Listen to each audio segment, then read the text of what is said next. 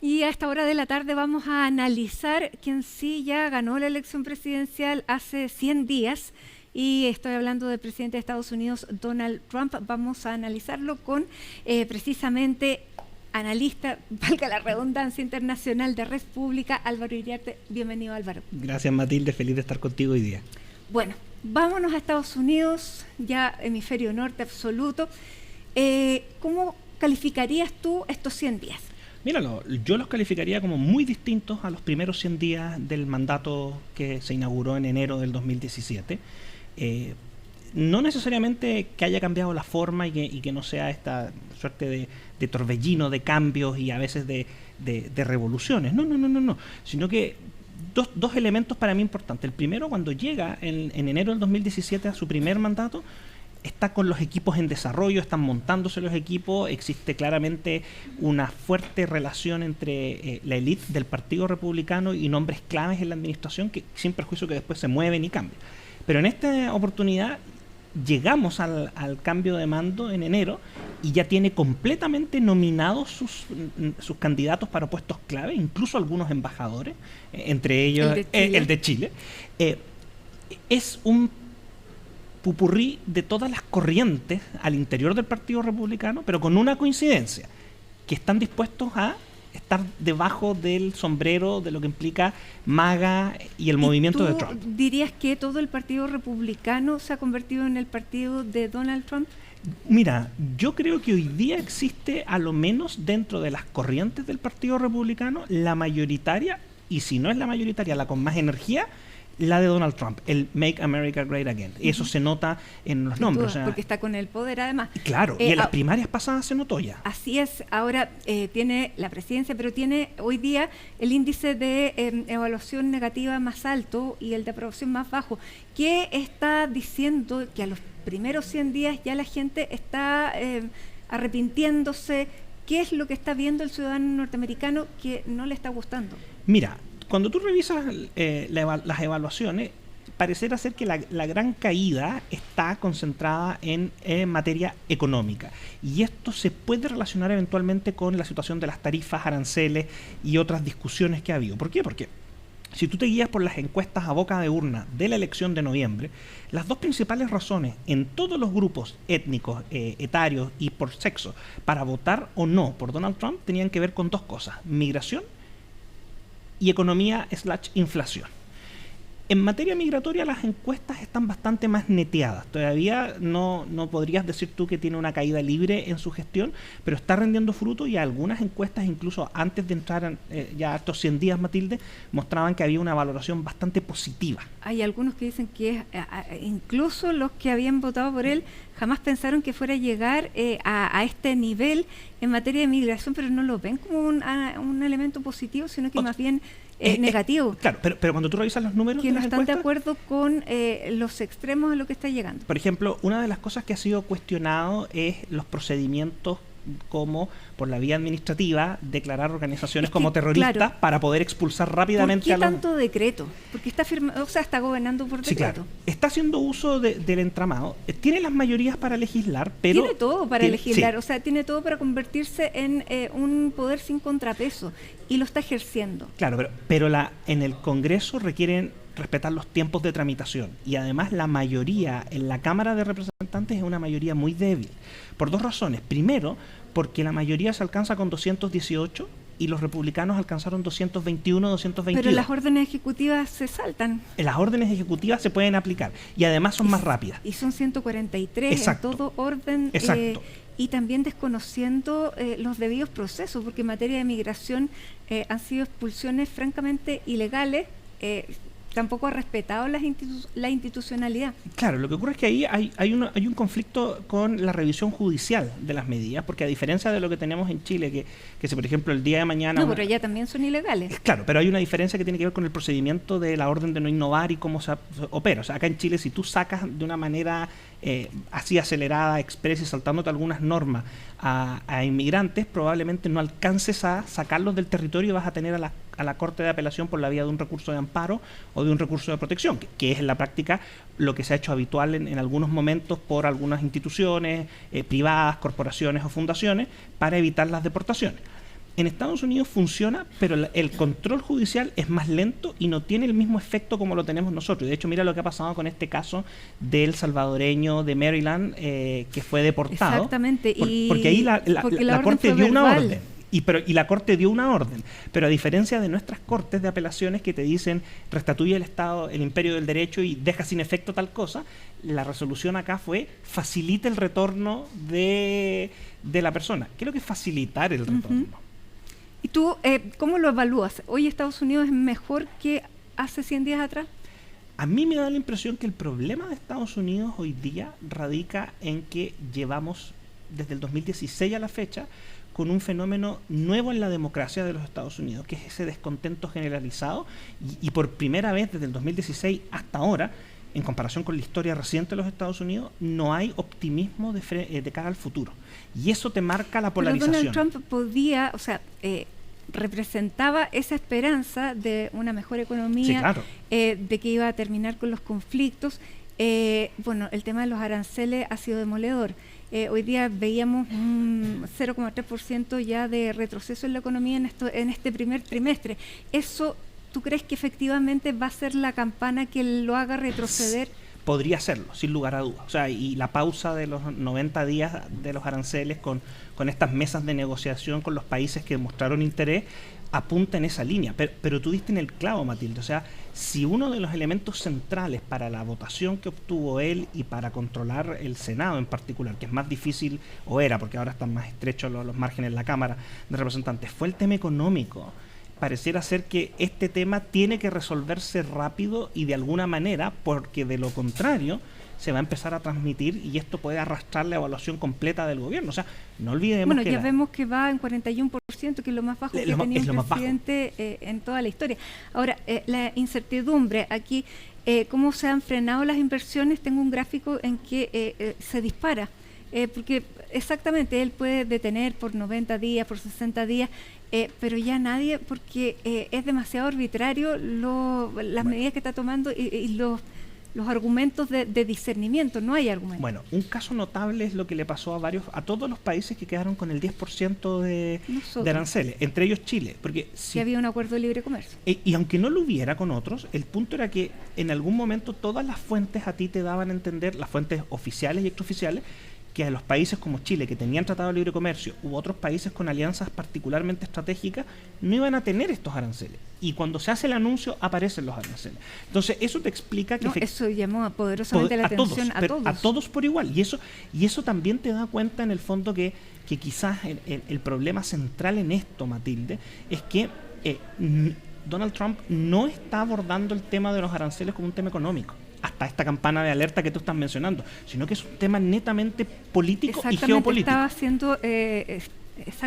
haciendo política exterior a través de los aranceles. Ahora, y doméstica también, porque no te olvides que, claro, está el tema de combatir a China, pero también interior, porque el argumento central es revitalizar la industria del automóvil, que está en el medio oeste, que claro, él ganó, y donde la industria del acero. Además hace su meeting para celebrar estos 100 días. Eso no es coincidencia. Sin duda, pero las fábricas no se están construyendo, la gente no está teniendo el trabajo, estamos viendo los puertos, veíamos los puertos de Los Ángeles que estaban absolutamente vacíos porque ya no llega nada de China. Que es como decían, es como volver a la pandemia sin pandemia. Es como, digamos, un efecto en la economía a ese nivel, pero por la decisión de una persona. Eso puede ser complejo de revertir, aunque sí, claro, él quisiera ya echar todo marcha atrás. Puede ser muy complejo, pero además acá hay otro elemento. Si nosotros concedemos el diagnóstico que son movidas políticas internas y geopolíticas, la pregunta es ¿cuánto tiempo están dispuestos los votantes de Donald Trump a soportar estos efectos? Porque eso también es la contracara de la moneda. Y el mismo Partido Republicano que tiene que medirse las elecciones de medio término. Ahora, en términos democráticos, estábamos viendo estos decretos o estas... órdenes ejecutivas. Este deseo de volver a presentarse en un tercer mandato, pese a que por los años que tiene uno dice tal vez no llegue, aunque quisiera, aunque se le ve súper enérgico y más enérgico que en la campaña. Vital, sí, claro. Exactamente. pero hay un intento también de tintes autocráticos. Mira, yo creo que puede ser muy complejo, pero sí hay un elemento que llama poderosamente la atención y tiene que ver con la cláusula constitucional de la elección presidencial en los Estados Unidos. En Estados Unidos, a diferencia de Chile, la cláusula impide que una persona, la enmienda respectiva impide que una persona ocupe la presidencia más de 2 términos, sean consecutivos o no. Donald Trump ha dado a entender, incluso de hecho esta semana aparecieron en su tienda oficial sombreros que decía Trump 2028. Esto puede ser bien complejo, porque en el fondo no hay espacio en principio para una interpretación constitucional distinta. O sea, esa enmienda se introdujo precisamente por el Partido Republicano para detener a una figura como la de Franklin Delano Roosevelt, que fue 4 veces consecutivo presidente, rompiendo el precedente constitucional que había sentado George Washington de servir 2 periodos y retirarse. Bueno, hay una fórmula que si J.D. Vance va a la presidencia, exactamente, claro, puede llegar a convertirse nuevamente en esta fórmula que ocupó Putin con Medvedev. O Cristina Fernández con Alberto en Argentina. Claro, y eso no está prohibido. Lo que ocurre es que aquí, a diferencia de lo que hemos visto, en el entramado institucional, el vicepresidente de los Estados Unidos no tiene poderes reales. O sea, el único momento en que brilla un vicepresidente se da 2, en periodos de normalidad, cuando tiene que desempatar votando en el Senado, porque es el presidente del Senado según la Constitución. Y lo vimos con el nombramiento de, por ejemplo, el secretario de Defensa de esta administración, de Pete Hegseth, que en fondo se empató y J.D. Vance tuvo que romper el empate. Y el otro caso es absolutamente fuera de normalidad, que es cuando se produce la vacancia de la presidencia por impedimento, muerte, renuncia, etc.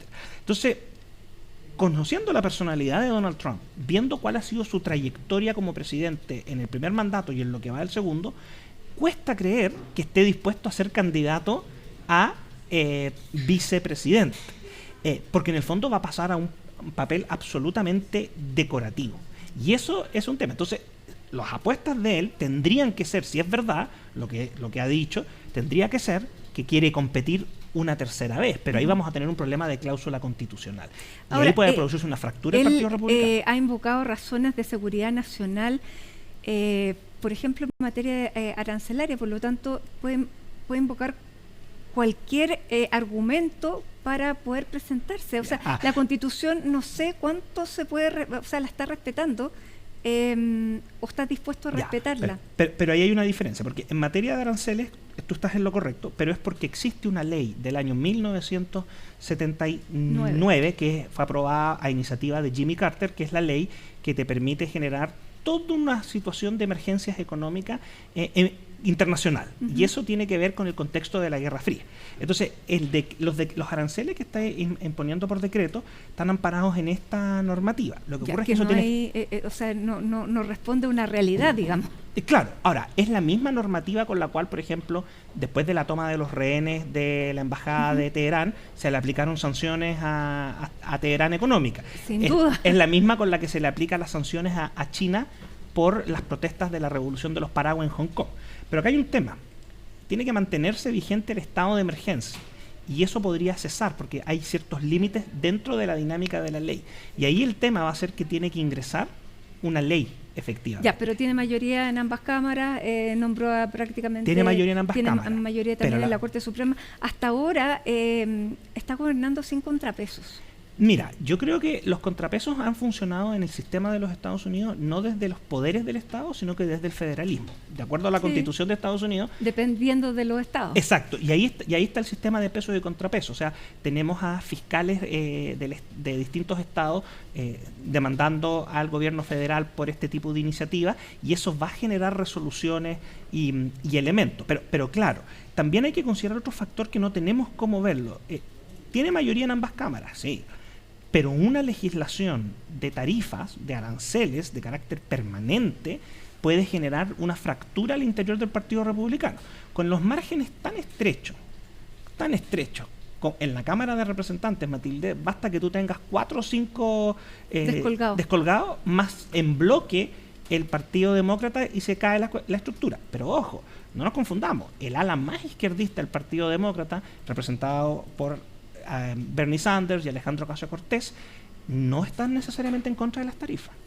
Y entonces bueno, el Partido Demócrata es inexistente en estos momentos, o sea, no ha capitalizado por lo menos nada de lo que ha caído Donald Trump. Y eso te da cuenta de la crisis interna en la que quedaron Sin después duda. de Biden, de el problema también que hoy día lo tiene el Partido Republicano, pero es menos, fíjate, es menos. El Partido Demócrata tiene un problema de gerontocracia.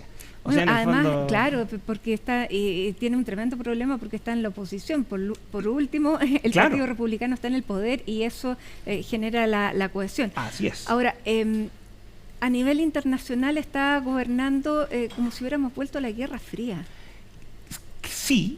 Ha cambiado el orden internacional, ha cambiado la forma de hacer comercio internacional. Yo te diría que rompió. En estos 100 días, ¿cómo ves Sí. tú el panorama global con las alianzas que está Mira, rompiendo más que haciendo? Sí, lo que pasa es que yo creo que en el fondo lo que estamos presenciando en estos 100 días, y tiendo a creer que va a ser así hasta el final del mandato de Donald Trump, se está decididamente y por actos conscientes desmantelando lo que quedaba de la estructura de relaciones internacionales surgida al alero de la Guerra Fría. Y eso es súper importante de tener en perspectiva. O sea, la OTAN, la ONU, las dinámicas de las relaciones como las teníamos son fruto del contexto de la Guerra Fría. Y claro, en ese contexto, en el fondo, nosotros sabíamos que Estados Unidos iba a inyectar no solamente recursos, sino que iba a hacer un esfuerzo de campaña publicitario por ejemplo, defender a un país de la órbita de los Estados Unidos que estaba frente a una amenaza del bloque soviético. Pero hoy día lo que estamos presenciando es que Donald Trump, con su parte importante del Partido Republicano y de sus asesores, que no necesariamente son republicanos, están en una postura de decir, oye, tenemos que dar por superado el orden, el concierto internacional que surgió al alero de la Guerra Fría. Ya, y eso pero tú lo puede ves con estar la OTAN. incubando, claro, otro conflicto, porque lo que está ocurriendo en Estados Unidos ahora con digamos, con estas alianzas que están surgiendo, lo estábamos viendo cuando estaba acordando con Vladimir Putin lo que iba a pasar en Ucrania, lo que pasó en un momento entre Hitler y Stalin en Rusia para dividirse Checoslovaquia, o sea, fue básicamente, y ahí los mismos decían, los historiadores que estaban presenciando esto cuando lo cuentan, dice, en esa época esto era tan absurdo como pensar que el presidente de Estados Unidos se va a poner de acuerdo con el presidente de Rusia para dividirse un país, y es lo que vimos. Mira, yo ahí tengo una diferencia, porque lo que yo te puedo señalar y aportar es esto. El tema con Rusia es un tema que para Donald Trump, el problema es el siguiente. El único adversario geopolítico de Donald Trump, y en su concepción de partido republicano, su proyecto, perdón, es China. ¿Y qué pasa? ¿Por qué negocia con Rusia? Por una sencilla razón. Necesita sacar a Rusia de cualquier conflicto que genere que Estados Unidos tenga que desviar recursos e inteligencia. Si Rusia sigue en la guerra con Ucrania, desde la perspectiva de la Casa Blanca, eso significa que Estados Unidos va a tener que desviar su atención. Y si Rusia se molesta, Rusia puede caer en la órbita o en la esfera de influencia de ciertos aspectos de China. Y lo que Donald Trump quiere es que China quede solo frente a él. O sea, es su concepto de enfrentamiento, su líder, su adversario, es China, ya, no es Rusia. ¿Y tú no ves el riesgo No. potencial, espérate, que finalmente, claro, quede solo Estados Unidos, No, por supuesto. con China, con todos los claro. ex aliados de Estados Unidos? No, eso sí es un riesgo. Lo que pasa es que él no lo considera un riesgo. Porque en el fondo las transformaciones, lo que representa Donald Trump en materia de política internacional para los Estados Unidos es una fractura muy profunda. Y es una fractura porque estás volviendo al Partido Republicano pre-1964, que es el Partido Republicano aislacionista. No es técnicamente así. Proteccionista, aislacionista, claro, Estados Unidos para Estados claro, Unidos. Ahora, América para los América americanos. para los americanos. Ahora, ¿qué ocurre con eso, Matilde?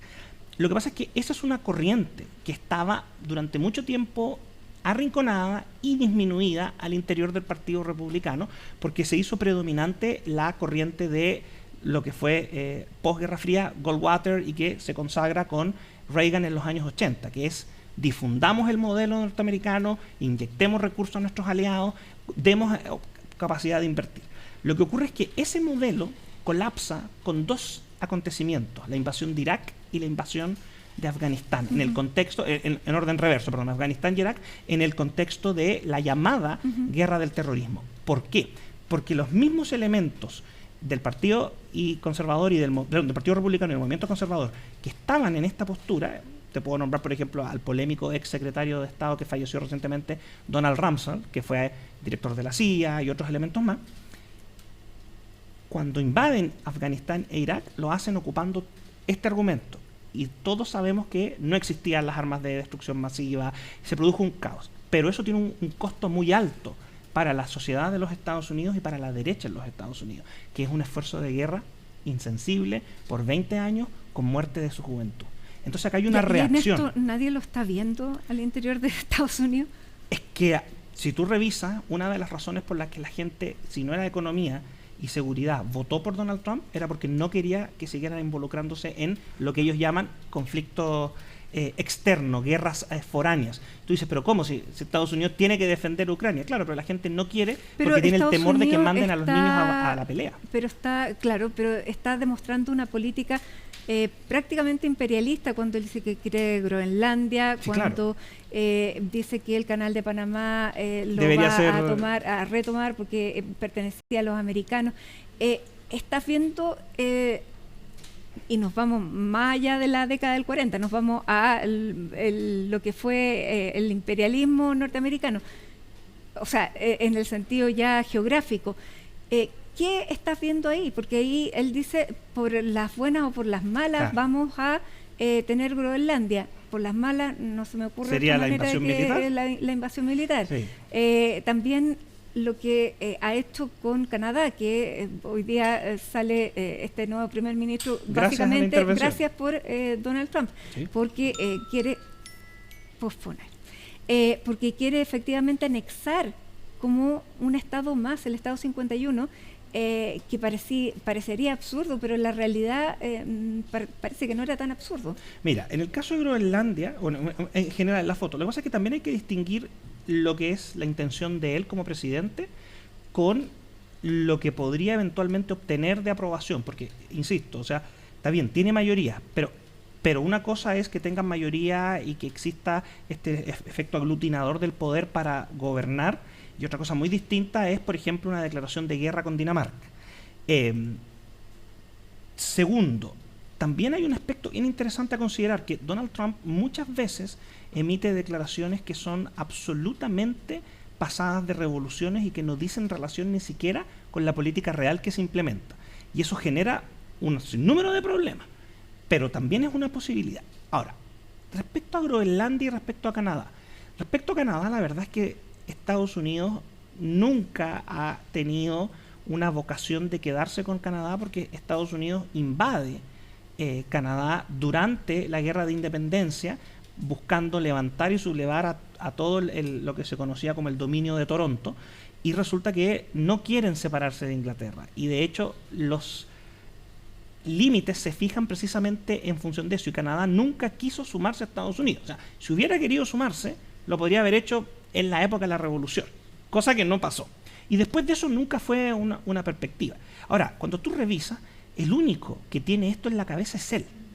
O sea, no es tampoco que tú digas, mira, porque también en esto hay que ser justo, revisa las declaraciones del resto de su gabinete o de otras autoridades. Nunca nadie ha salido a respaldar el tema de Canadá. En el tema de Groenlandia creo que es más complejo, porque efectivamente en el tema de Groenlandia también es una respuesta, Matilde, a la nueva ruta de la seda, que en el fondo que es en este caso este proyecto o esta dinámica de China por el Ártico. Y en el fondo lo que está buscando Trump, y en esto no hay claridad quién es su fuente de asesoría para el tema, a diferencia de otros, por ejemplo en materia de tarifas, tú sabes que es Peter Navarro, que no sabe de economía. Dijo Elon Musk, ¿no? Claro. Pero en esto de Groenlandia tú no sabes quién es su fuente, de dónde se inspira esta idea. Pero sí hay una cosa clara. Tú mencionaste el imperialismo de los años anterior a la década del 40. Correcto.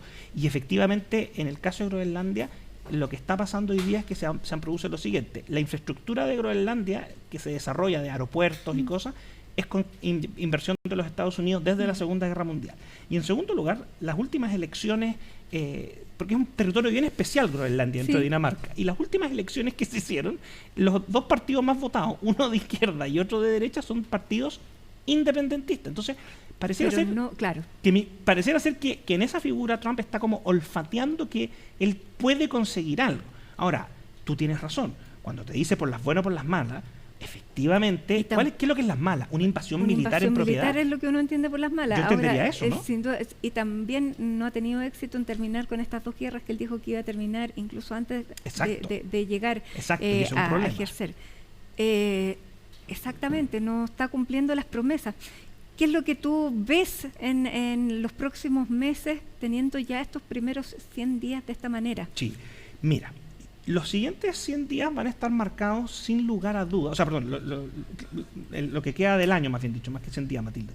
Yo creo que va a estar marcado por dos cosas. En primer lugar, deberíamos estar atentos a cómo se mueven los índices de aprobación o desaprobación en materia migratoria. Eso es vital, porque hoy día, como yo te decía al comienzo, el único espacio de gestión donde puede estar más empatada la percepción negativa y positiva es en migración. Si eso se mantiene así, o si hay una valoración positiva del tema migratorio, esto podría implicar que esa va a ser la línea de flotación.